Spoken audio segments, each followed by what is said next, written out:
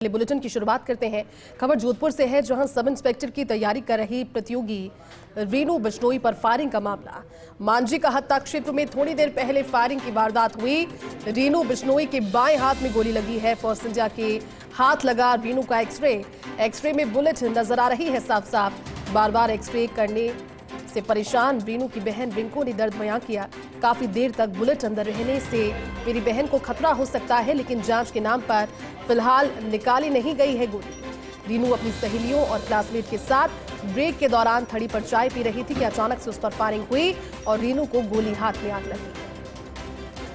तो sub inspector की तैयारी कर रही रीनू बिश्नोई पर फायरिंग का मामला। एमजीएम अस्पताल में जिंदगी और मौत से संघर्ष कर रही है रीनू बिश्नोई। घंटों बीतने के बाद भी हाथ से गोली अब तक नहीं निकाली जा सकी है और परिवारजनों को गोली का जहर हाथ में फैलने का खतरा लगातार सता रहा है।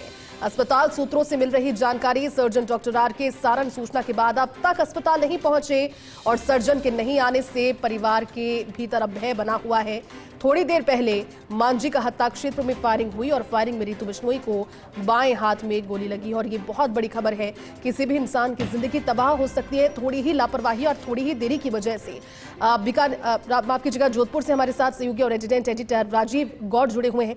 राजीव जी, बड़ी खबर है क्योंकि थोड़ी सी देरी इस लड़की के लिए जो कि आंखों में सपने संजोकर प्रतियोगी परीक्षा की तैयारी कर रही थी, लेकिन इसका हाथ खराब हो सकता है अगर समय रहते इस गोली को बाहर नहीं निकाला गया। जिंदगी और मौत के बीच जूझने को लेकर की क्या जानकारी राजीव जी, और अब तक क्यों समय लग रहा है इसको ट्रीटमेंट के लिए, ये भी बताइए।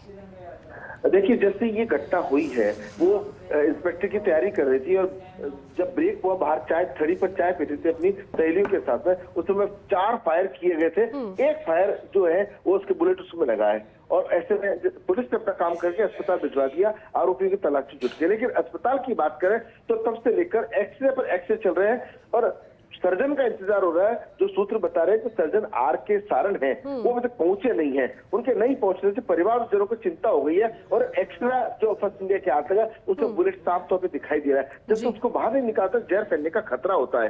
तो ऐसे में परिवारजनों को इस बात की चिंता भी है और एक ट्विटर पे पोस्ट भी शेयर की है कि बेटी पढ़ाओ और बेटी बचाओ, मतलब बेटी बचाने के लिए कहा गया। तो समझा जा सकता है कि किसी की भी बेटी हो सकती है, कहीं की भी हो सकती है, लेकिन ऐसे में चिंता इस बात की है यदि जहर ज्यादा फैल गया और जान को खतरा हो गया तो कहीं ना कहीं परिवार और अधिक परेशान होगा। जी, आप ठीक कह रहे हैं राजीव जी। उम्मीद करते हैं कि जल्द ही ट्रीटमेंट शुरू हो और इसे क्योर किया जाए। शुक्रिया जानकारी के लिए।